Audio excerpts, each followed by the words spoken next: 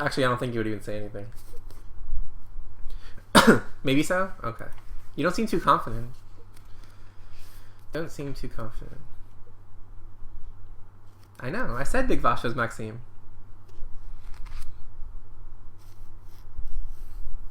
Hey, Flint. Okay, cool. Glad to see you guys ready. Okay. So I'm going to show you guys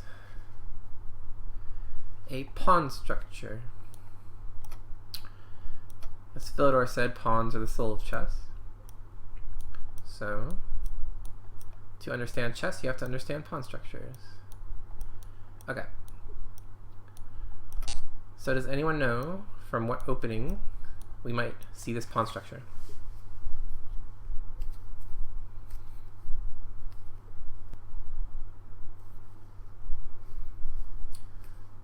French, good. It's a possibility. Anything else? There's more than one right answer. Caro-Kann, very good. It's actually called the Caro formation, so cloud, very good. Anything else?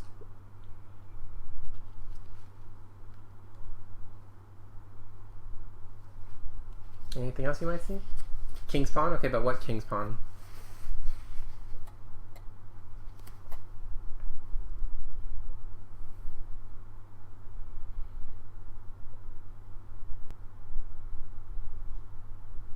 Semi-Slav?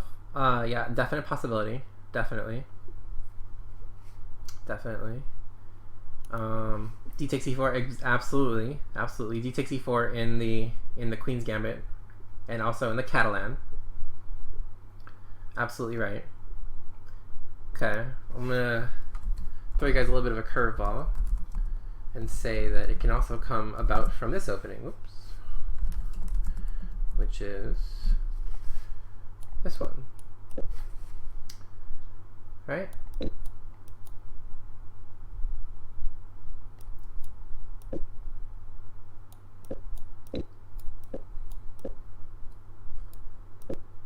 Something like this. And we have the pawn structure that we just talked about. So yeah, that's the center counter. So, okay. So this pawn structure can come from a variety of openings, so it's a very common thing to see. Okay, so let's go back to just looking at the structure without any of the pieces. So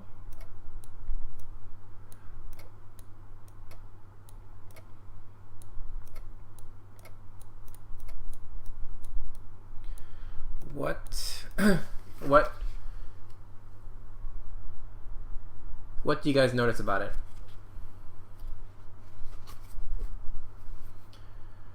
What squares would white be looking at for controlling?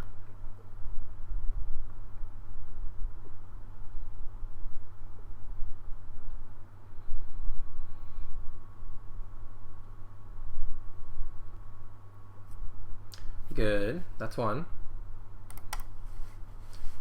Okay, what's the other square that white can look at in control?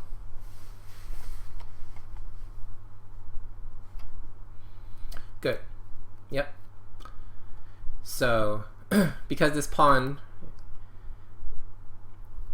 is the only pawn past the third rank, it controls these two squares. Okay. So imagine that white got a knight to this square. How could black try to get this knight off of this square?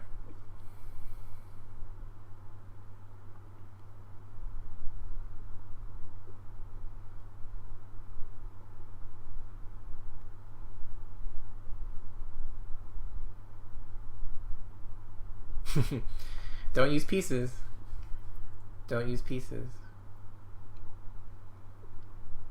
Only using the pawns.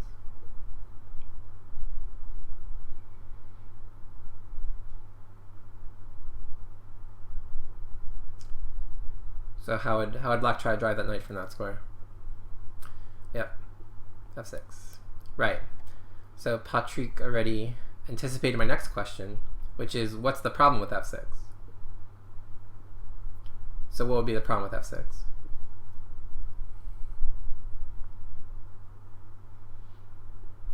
Weakening the king side, true. But what else does it weaken? Yeah, exactly. It weakens e6. Very good. Okay, and similarly, if we have a knight on c5, how would we chase this?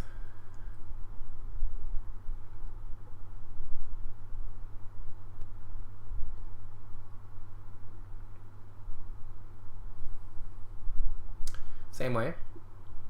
Okay, and what does it weaken? Same weaknesses? Well, not the same, but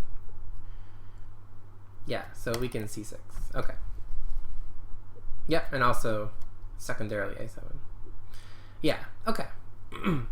So now let's look at it from black's perspective, because we have to be able to understand this pawn structure from both sides, because if you ever play the Slav or the Caro-Kann or the French, you might get this pawn structure as black. So what are your squares as black?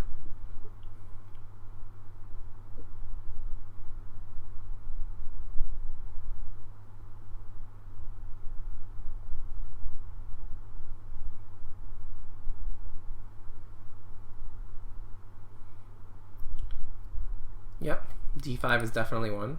Good. And then what's the other one? Yeah. So this one's not really as much of one because it's kind of on the side of the board. So we don't really consider this one as an outpost, but what would be the other one other than d5?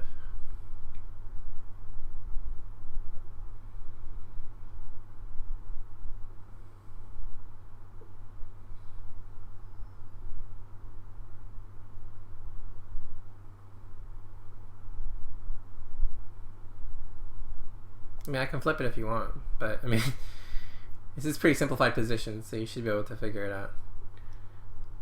Yeah, so f5. Okay, so let's talk about d5. So say we put a knight on d5. How could white chase it away?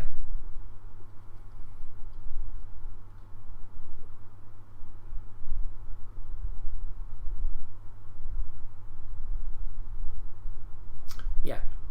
So is this move as much of a problem for white as the moves b6 and f6 were for black? Or is this also super weakening?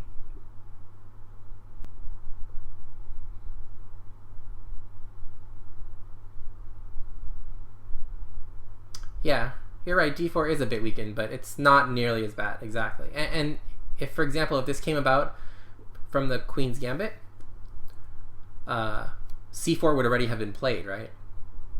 So oftentimes white uses c4 as part of his plan. So a knight on d5 usually won't be able to stay there for very long, if at all, because c4 will already have been played or will be played soon as part of white's plan. I mean, don't forget there are pieces on the board, obviously, right? So c4 is not as bad. Okay. But what advantage, say, does a knight on f5 have?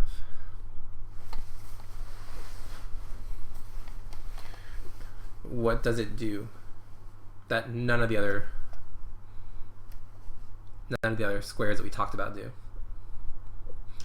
Yeah. So this one is the only one that actually attacks something that's in the center. So, you know, a knight on e5 or a knight on c5 attack these pawns, but they're usually defended by something, you know? Like if your castle, this pawn's defended twice. This pawn usually will be defended by a bishop or a queen or something. But this pawn on d4 is most susceptible to attack, right? You know, if black gets a rook on this d file, maybe a bishop on b6 or f6, queen, you know, can attack it multiple times. And this knight on f5 is doing a nice job of attacking d4. And more importantly, how would white dislodge this knight? And what problems, if any, does it pose?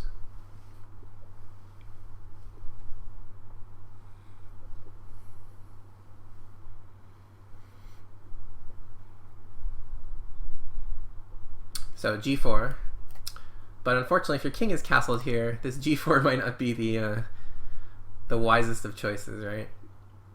Gives your king a little bit of air. Yeah, exactly. this f3 square would be permanently weakened, for example. Doesn't look super healthy. Yeah. Okay. So we have a general idea of what's going on in this structure. So now let's take a look at a game and see exactly what we're talking about. So this will come about from a French, but as we know, it can come about from a variety of openings. So actually it was knight c3, but it's going to transpose, I believe. Okay. So knight takes c4, knight f6, knight 2 c3.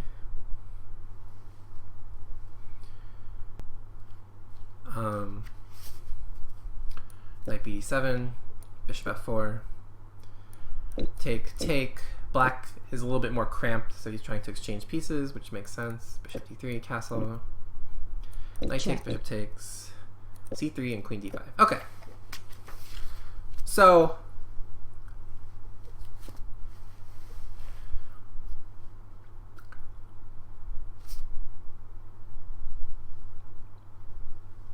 this pawn's not yet on c6, but the structure is basically the same.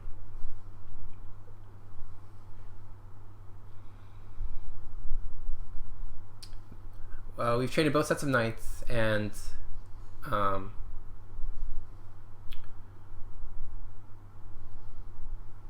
black seems to be doing all right. So what do you guys think about this position? You guys think it's equal? Think white's better? Yep, it's true. I was just using it as a general example, though. I mean, a similar thing would have applied for bishops. So you think white's better, okay. Black's slightly better, okay. Yeah, so the bishops are menacing a bit, but black's king is already castled. I mean, not necessarily a good thing, but it is castled. White's king is still in the center. You guys think it's about equal? Okay. So what is black threatening here? Yeah, white has 2 bishops developed. Black only has 1. But black's queen is developed, and his king is developed. So I'd say the development's equal-ish. Okay, so what's black threatening? Okay. Queen takes g2. Good. Okay, queen e5 check unfortunately hangs the queen 2 different ways. So careful.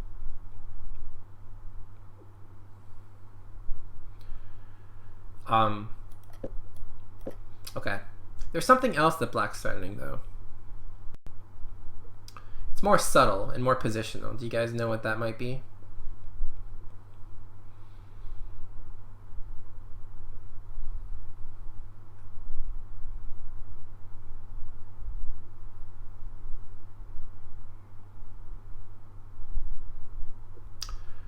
Bishop takes d4 is not a threat. And e5 is not a threat either, for important reasons. So I'll show why in a second, but you guys have the right idea, just the wrong tactical motivation. Yeah, very good. c5. Okay. So first let me show you why what you were saying doesn't work. So assume that white does an absolutely nothing move. So say h3 or something. So the reason why bishop takes d4 doesn't work is take, and I have this, right? Check. Check, winning the queen. And for a similar reason, if you play e5, I take, and rather than taking back, I again take on h7. Check. And your queen's hanging. But if I play h3 and I'm allowed to play c5, then I'm getting rid of this strong pawn on d4 by force, right? Because it has no place to go. So I'm either going to capture it or you're going to have to capture it. But I'm also increasing the scope of what piece?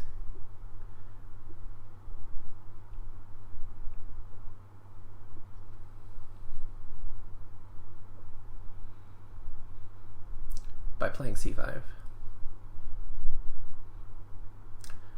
Very good, Big Vosh. Very good.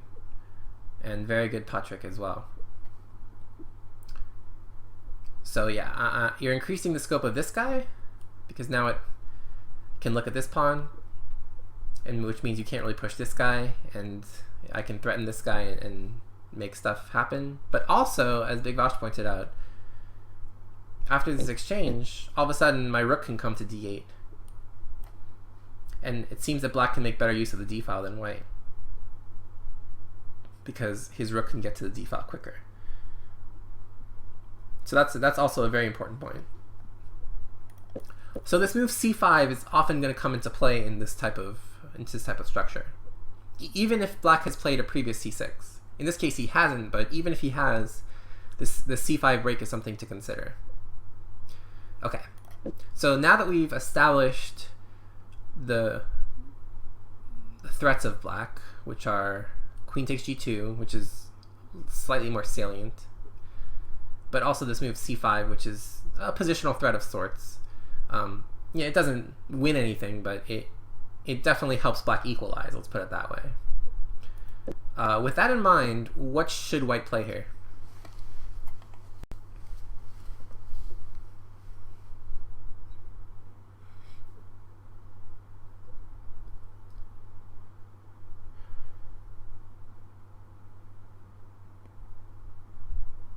What should white play here?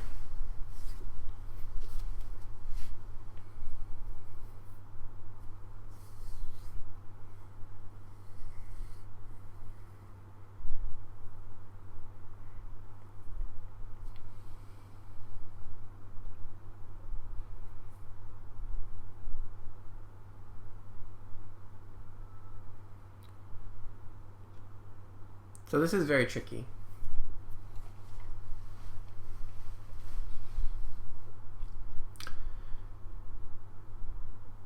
But you kind of want to stop both threats. It doesn't seem that there's a way to do that, but there actually is a very clever way to do that. So bishop takes c7 doesn't really address this queen takes g2 threat. And if you allow queen takes g2, it's probably bad news for you, because this pawn on c7 is not doing much.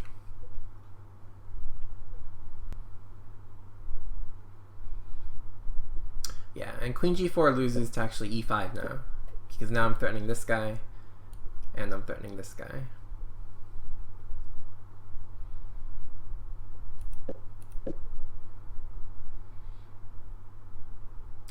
And f3 is not really in the spirit of what we want to do.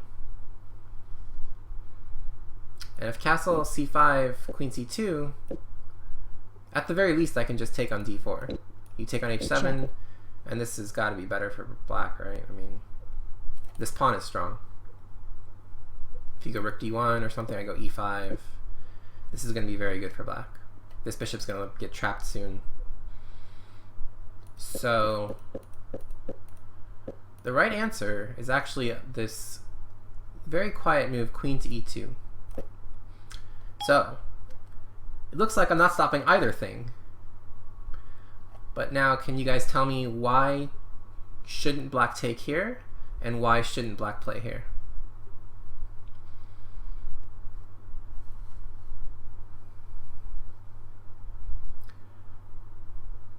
So let's start with the simpler one first. Why shouldn't black play here?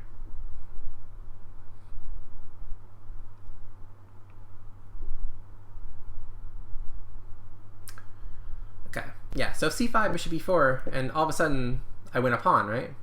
Because your queen has nowhere to go where it can defend this pawn.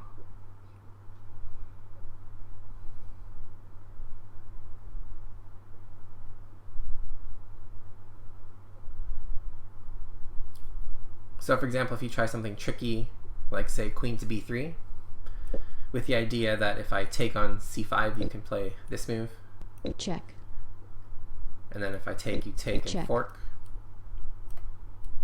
So rather than taking right away, I simply play bishop to d6, forking your rook and the pawn. And I remain a pawn to the good with no compensation for you. So that's the easier thing. And so what happens on queen takes g2?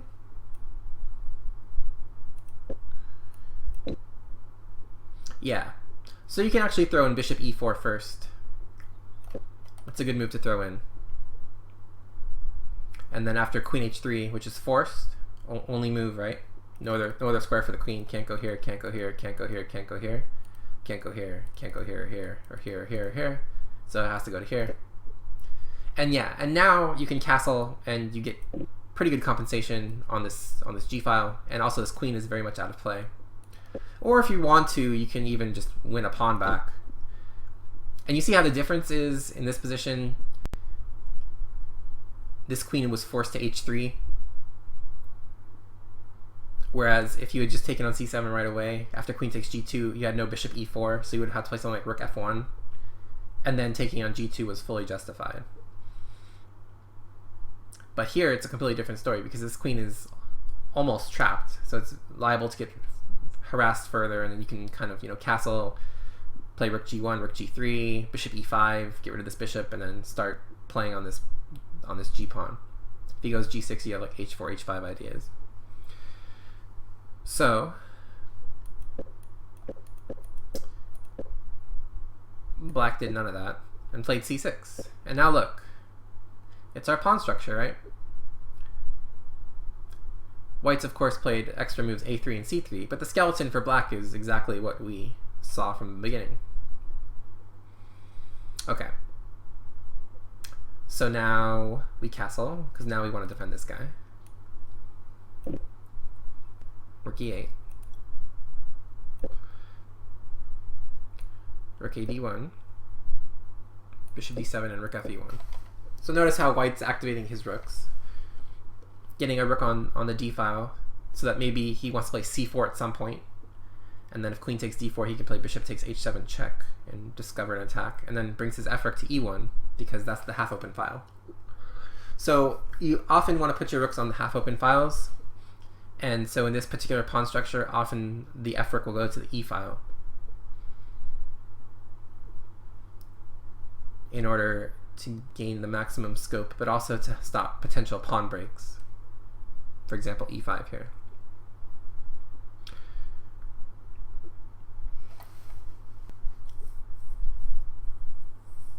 So now, who's better? How long will I be streaming? I don't know, maybe another hour. Probably until I get through this lesson, so might be an hour. Yeah, so now white's just much better. Because just look at the bishops, right? These bishops are much better than these bishops. These rooks are much better than these rooks. White has more space. And a natural developing kingside attack. So let's see how white managed to increase his advantage. So black played queen a5, queen c2, threatening take h7, g6. Now notice how black had to weaken his kingside. So as soon as black weakened his kingside, white decided, oh, weak dark squares, let's trade bishops. So bishop e5. Black plays bishop g7, and now notice that this queen is cut off from the kingside. This bishop is cut off from the kingside. So what do? Well, if he can't get any of his pieces to the kingside, we can do whatever we want. So with that in mind, what should white do here?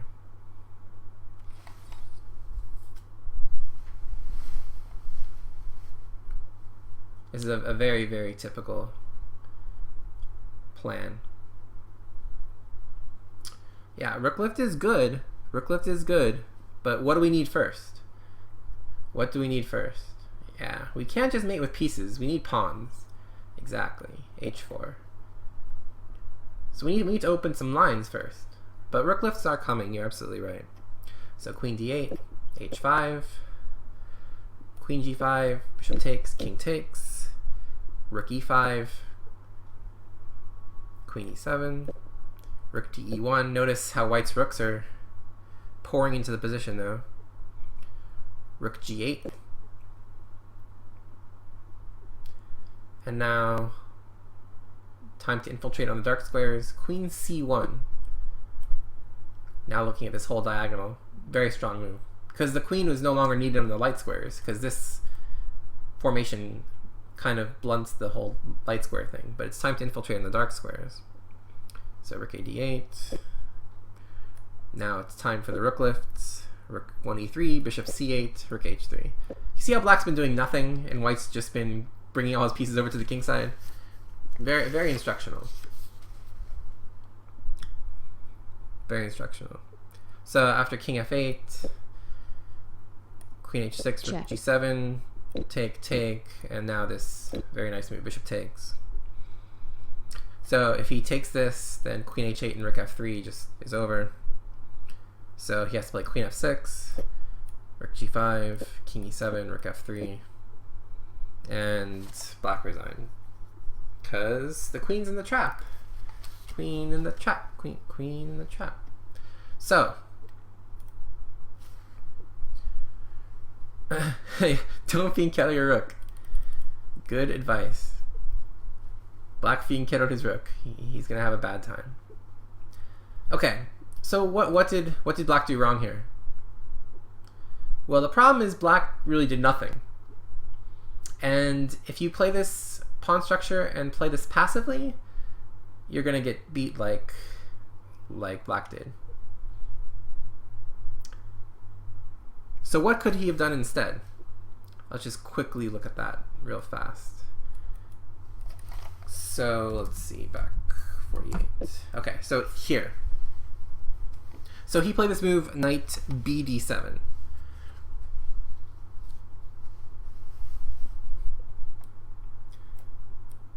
Whoops, knight b7. But instead he plays knight c6. And then if bishop e3, take. And then e5. You see? D takes e5, queen takes d1. Rook takes d1. Knight takes e5. And here it's pretty much equal.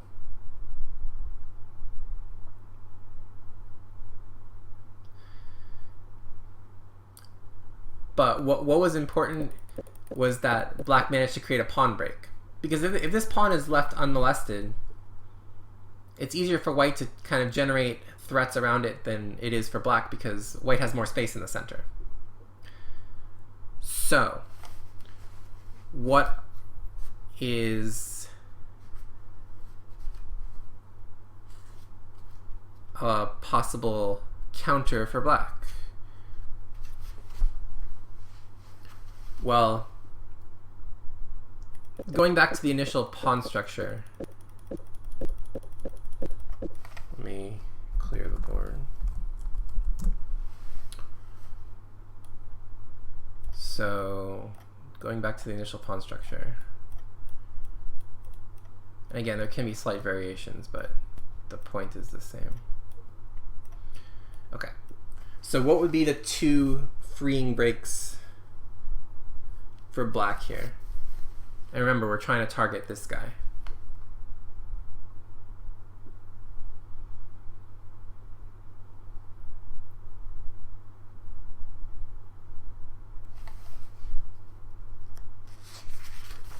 Yeah, exactly.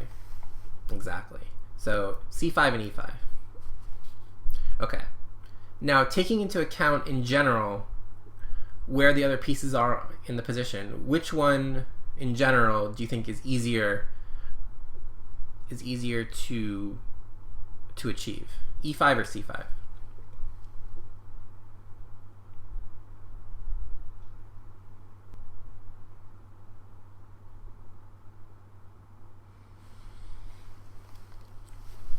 Okay, very good, c5. And why would it be c5?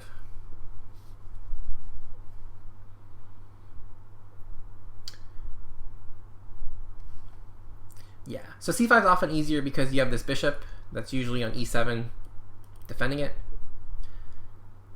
And e5, there's often a knight on f3 here, so it's a little bit harder. And even sometimes, you know, black would have a rook here, white would have a rook here, which makes c5 even easier and e5 even harder. So yeah, c5 is definitely easier.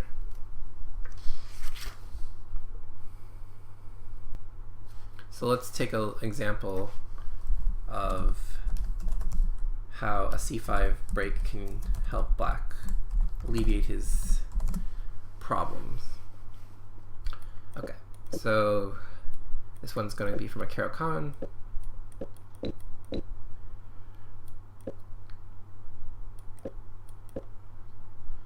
Okay, so knight takes, bishop c4, bishop f5, knight e5, e6. Okay, notice, does this look familiar?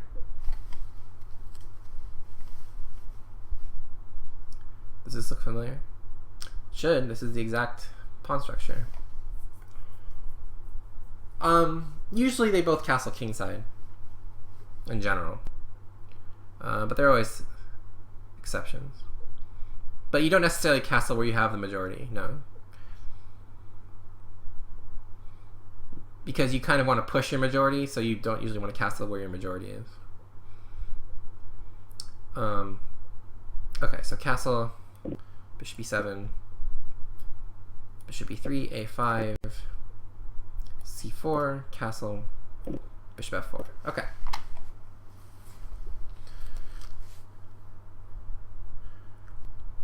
So, what should black do here?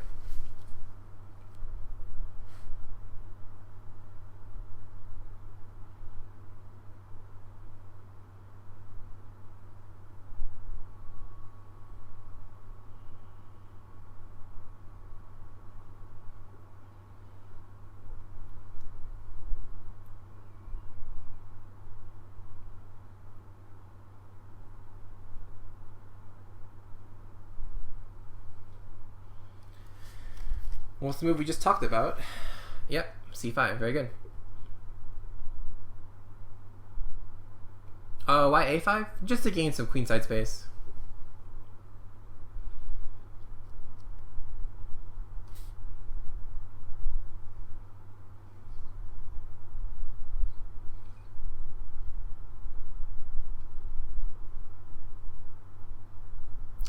Yeah, so c5, exactly. So the point is we're fighting for control of this square.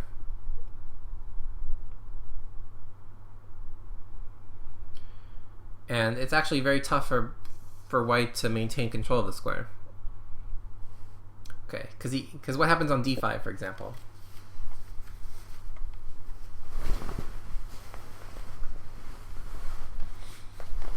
So what does black play on d5?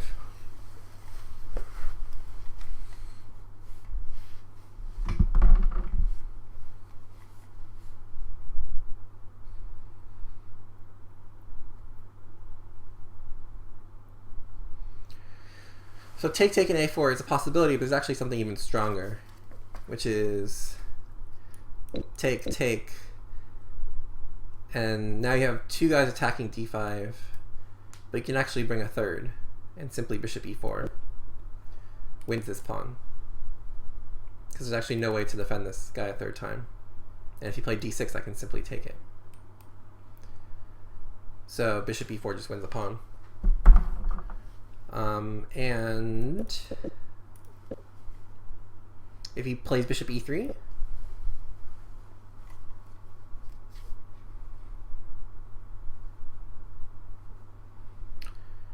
now you guys should be thinking about that line you just said. So what's wrong with bishop e3?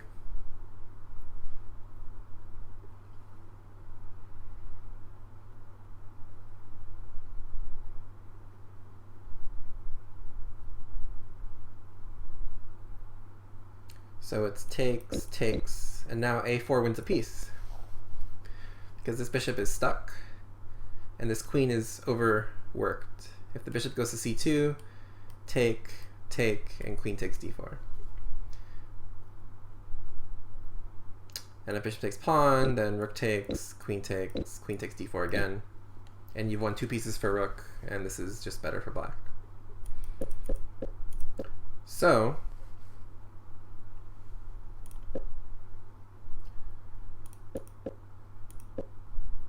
white was forced to capture,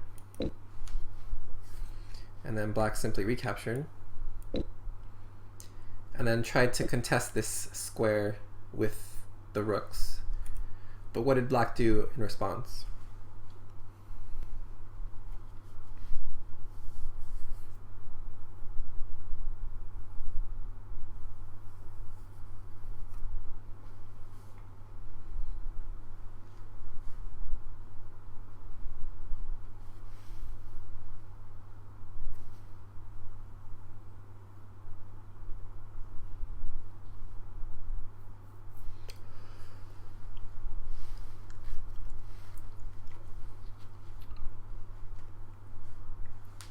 So black has a strong move here at his disposal.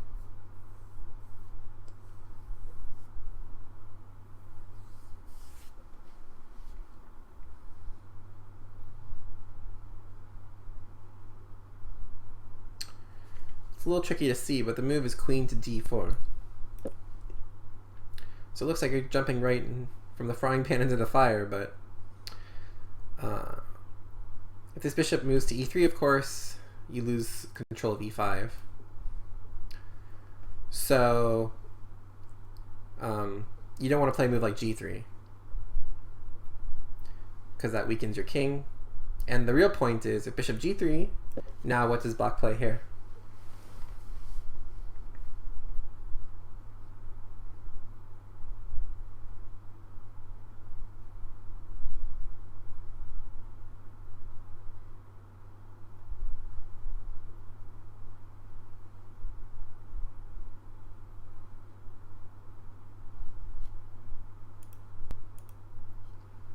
Something stronger than knight e4 here.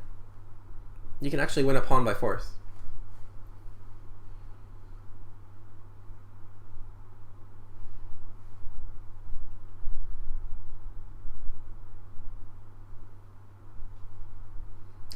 Yeah, very good. a4. So a4. So the point is, the bishop only has 2 squares to retreat to, right? So if bishop d1, how do you win a pawn here?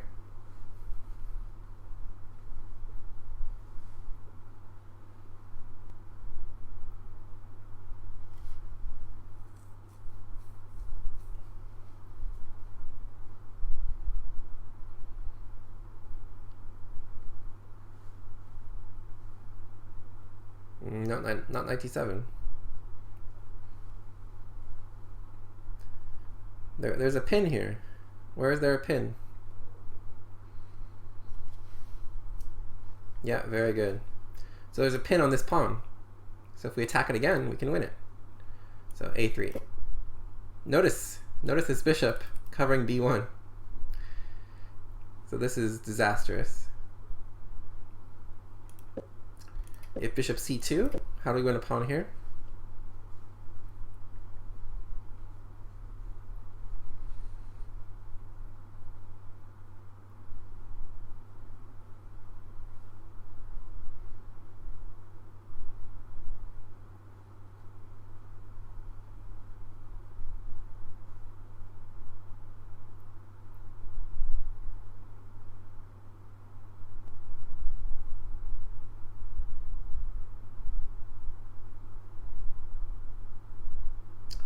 I mean, there's a pawn hanging, right?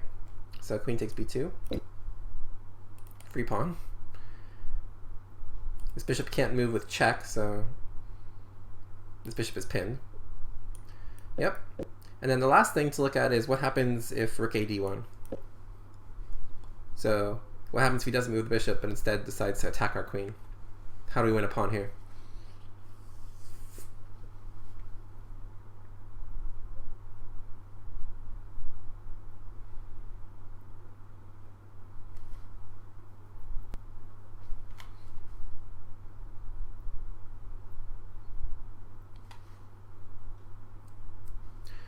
Well, we actually win more than a pawn, because after queen e4, this bishop is trapped.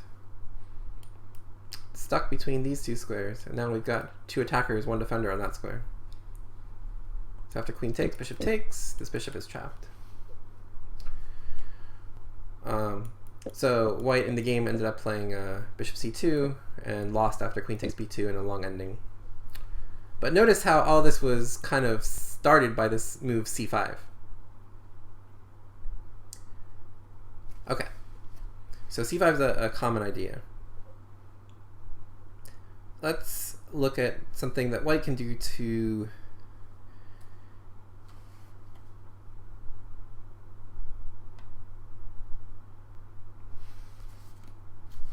another thing white can do in these types of positions. Okay, so it's going to be from a French.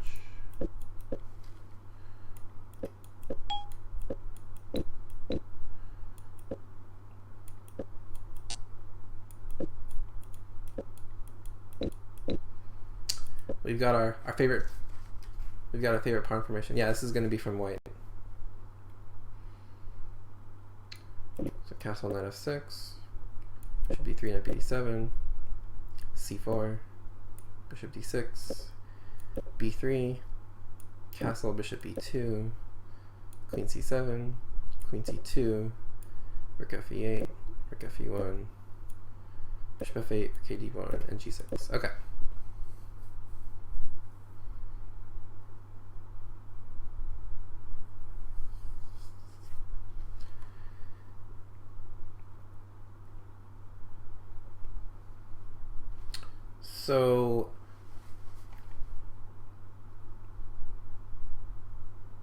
So last time we saw, from white's point of view, about stopping the pawn breaks c5 and e5, and how that led to a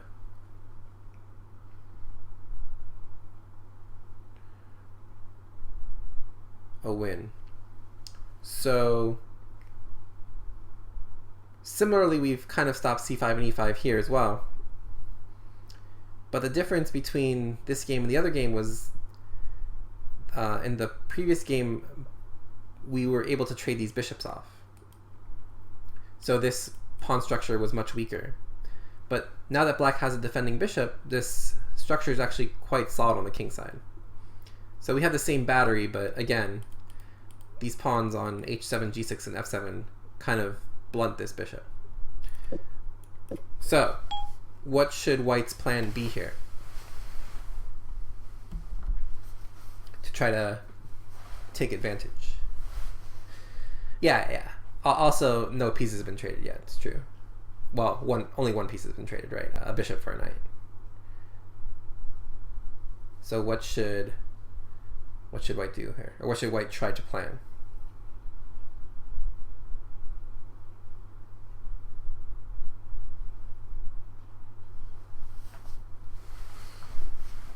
So again, it's going to be about some sort of pawn break, because pieces alone are not going to be enough in this position.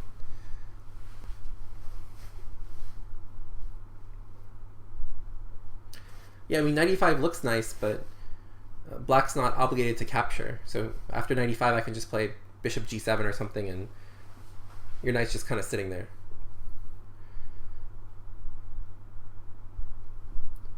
So again, pieces are not going to be enough in this position. We're going to need the help of pawns. So what pawn push looks the most enterprising? It's not something we necessarily can even do immediately, but something we should plan for.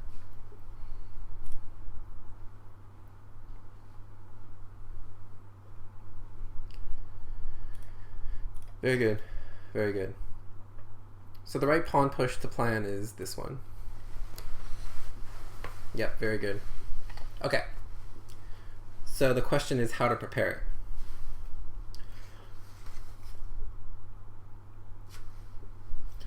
So,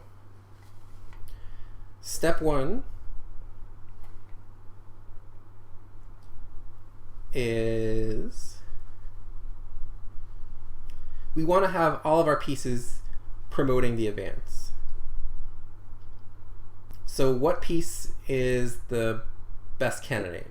Oops. What piece is the best candidate to help promote this advance?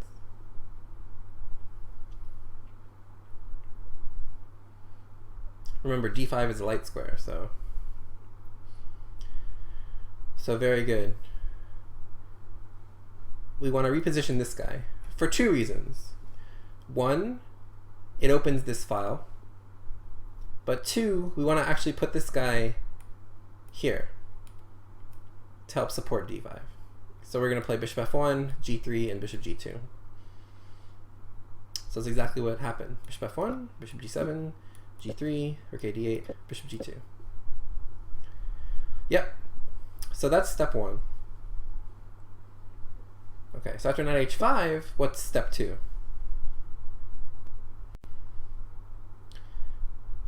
Step two is to take maximum advantage of the lines that are open from d5. So it turns out that we actually want to put the rooks on the e file. The idea being that we anticipate the e file is going to get opened up when we play d5. So rook e2, rook c8, knight h4, or sorry, h4, rook d8, rook e2, rook de1. So it looks kind of counterintuitive that we don't put the rooks on the d file. But we'll have enough firepower with our pawn and our minor pieces to support d5. What we really need to do is anticipate which lines are going to be opened up once the captures happen. And the e file will necessarily get opened up. So that's step 2. And now step 3 is to bring the queen into the game and have her benefit from the open line. So this one's kind of tricky, but where should the queen be?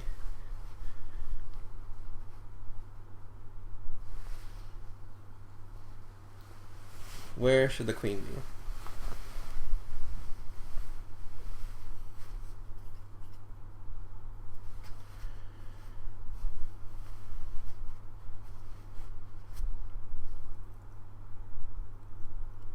Well, you don't want the queen in the line of fire of the e file.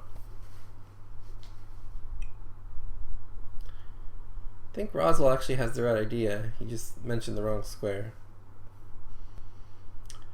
So notice that when you play d5, one of the lines that opens up is this line. And so the queen actually belongs here to put further pressure on this diagonal. Looks kind of odd, but the queen will have maximum scope if you put her on that diagonal. So that's step 3. So knight hf6, queen c1, h5, bishop h3, knight f8, queen a1, knight g4, bishop c3, knight h6, queen b2. Okay. So now we're just about ready.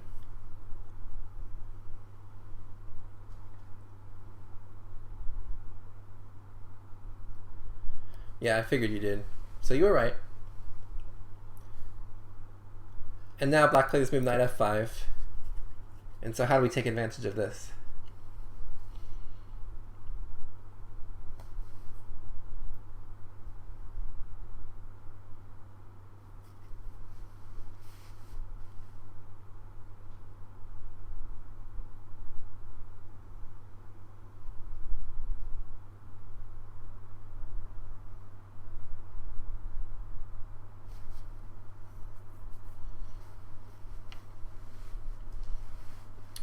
So we're actually going to make use of a positional pawn sacrifice here.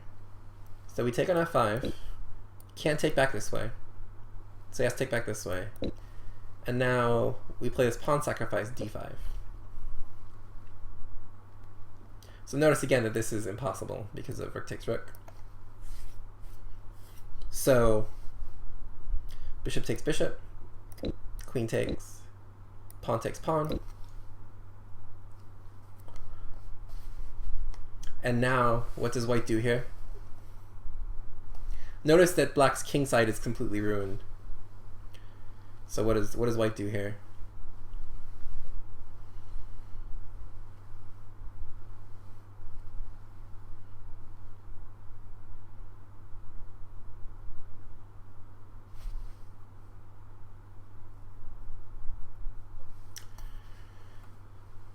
So the queen alone can't really do anything.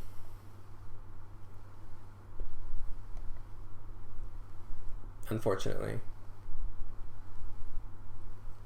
On queen e3 or queen f6, you can play queen e7 and survive. But the true idea is to play knight to d4. The point being that we're threatening knight takes f5. So it forces queen d7. And now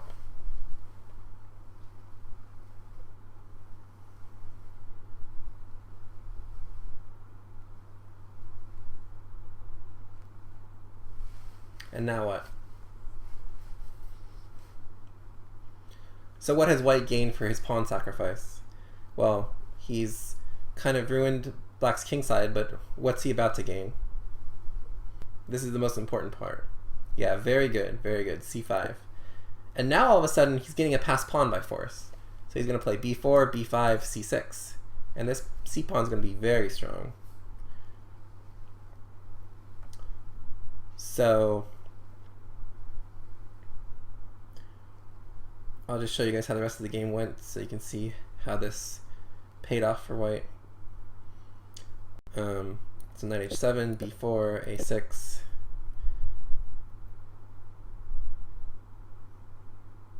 a4.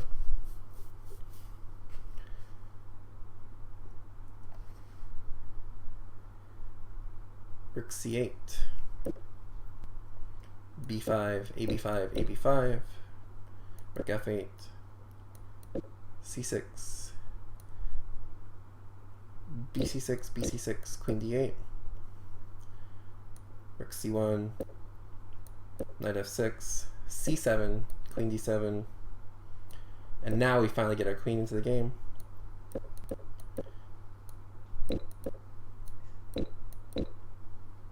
And after rook e2, black resign. Because there's nothing black can do to stop queen e2, and queen takes h5 mate. Yeah. Result 1-0. Buck 20. So yeah, I'll let you guys answer that actually. So on move 33, white played a4. And so the question Gonzo had is why not queen takes a4?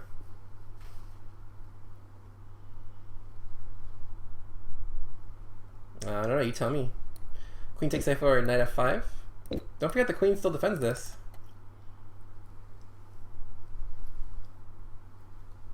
So are you guys sure it's knight f5?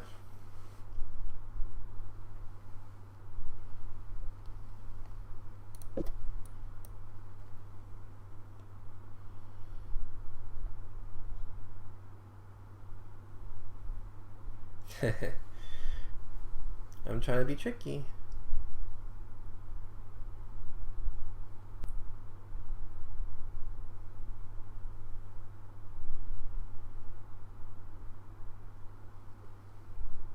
Yeah, very good. Very good. So yeah, you do play c6 first. Yep, very good. And now knight takes f5 is on the cards. Very good. And then that has a dual threat of queen g7 mate. Yeah, exactly. And notice how this queen is actually trapped. This queen's actually trapped. So if you take, for example, in addition to knight takes f5, I can play rook a1. And notice that this queen's in the trap. Queen's in the trap. So yeah, tricky stuff. But that is why you can't take on a4. Very good, though. You kind of answered your own question, Gonzo.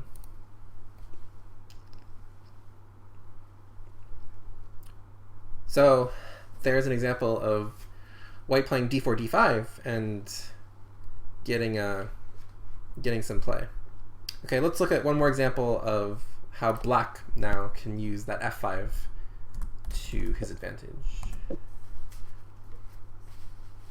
Okay, so we got e4, c6, d4, d5, knight c3, d4, knight e4. Okay. Okay, notice that we already have the structure again.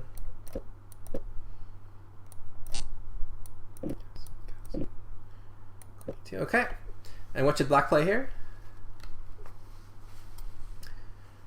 Given what we know.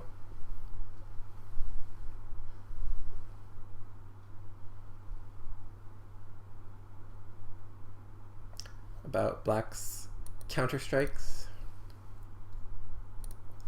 in the center.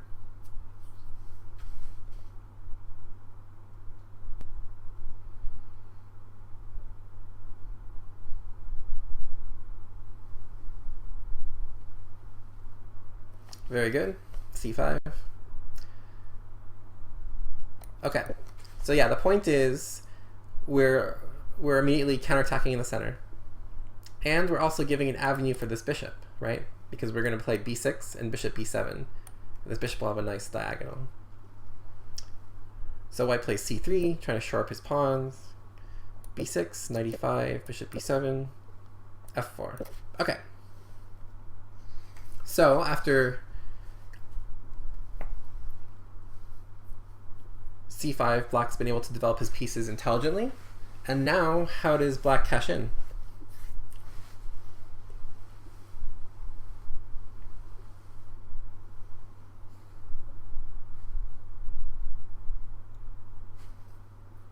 How about playing c5 in one move? Well, the problem was black played c6 on move 1. So it's hard to play c5 in one move when you play c6 on move 1. But it's not really a loss of tempo to play c6 and later c5.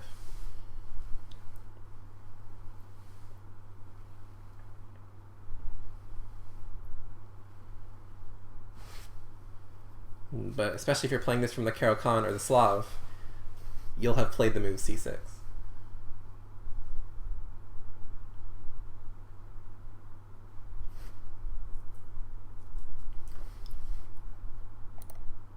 So it's not really an option. But okay, what should black do here?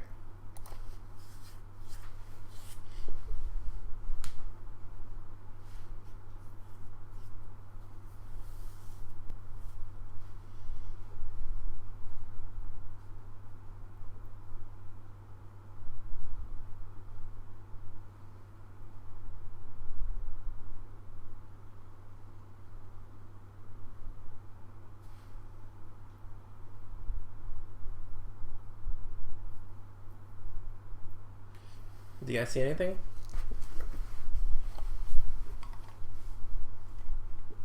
Computer would probably take on d4. Okay, so why don't you take on d4?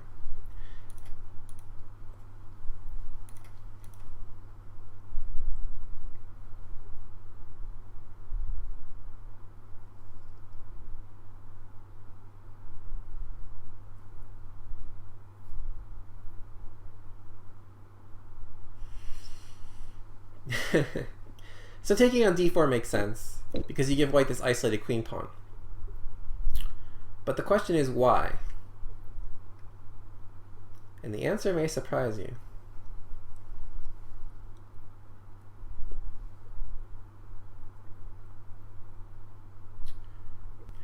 Well, notice in this position, who's ahead in development right now? White or black?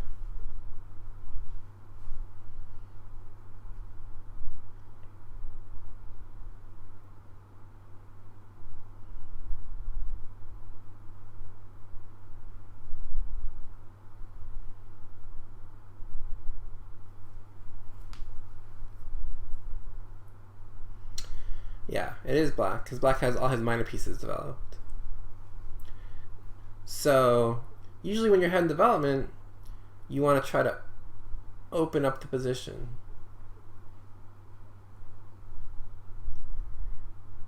And so is there a way that black can open up the position?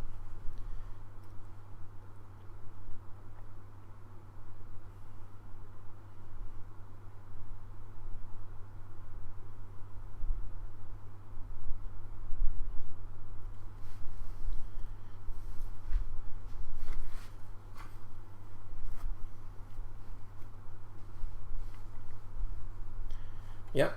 So take d4, but then what?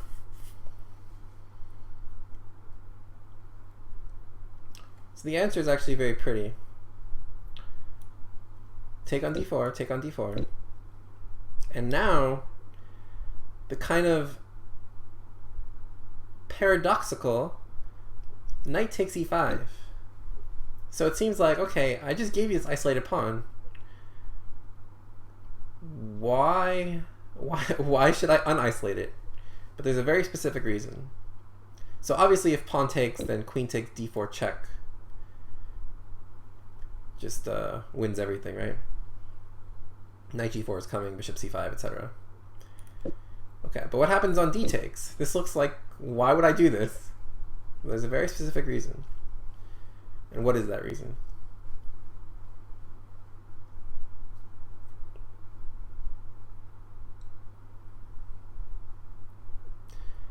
The reason is black can play this tactical knight to g4.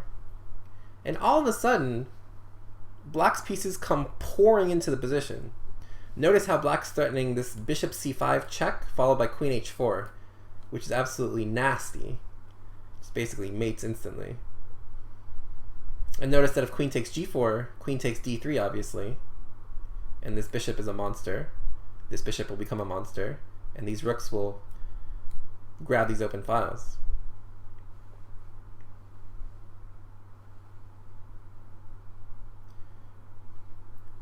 So white said, okay, I'll take the free pawn, I guess. Check. I mean, nothing better. But after queen d4 check, king h1, rook c8. Knight h5 threatening mate, g6. Queen h3. So he's hoping for pawn takes knight, after which there's a perpetual. So if black takes, then perpetual check. Check. Check. Check. Check. But black is not so nice. And instead plays rook h8. And then after knight f6 check, king g7, queen e3. You guys see the beautiful end to the game for black?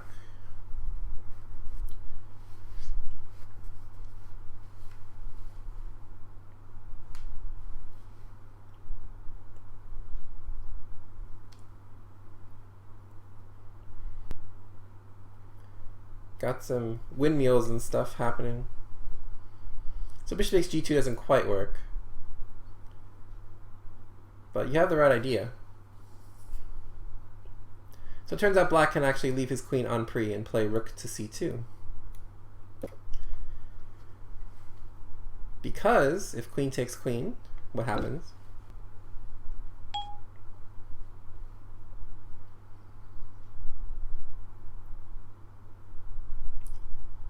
Well, rook takes g2, and there's really no way to stop this mate. So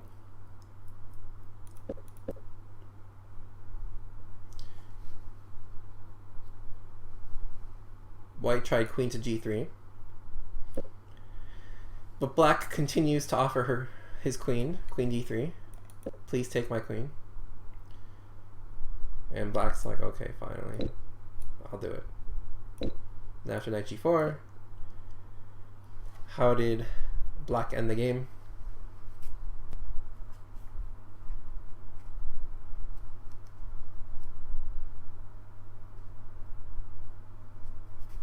It's mate in 2.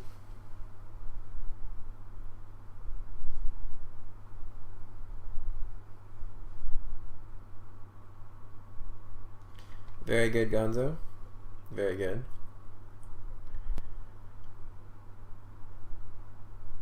So rook g takes h2 is actually the fastest. Check.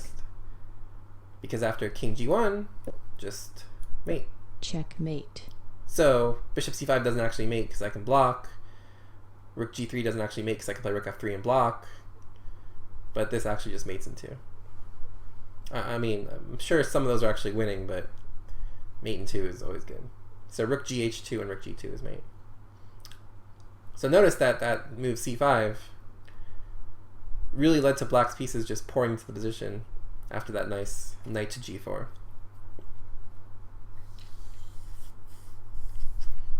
Yeah, double checks are always cool. Alright guys, so that's it for this part of the lesson.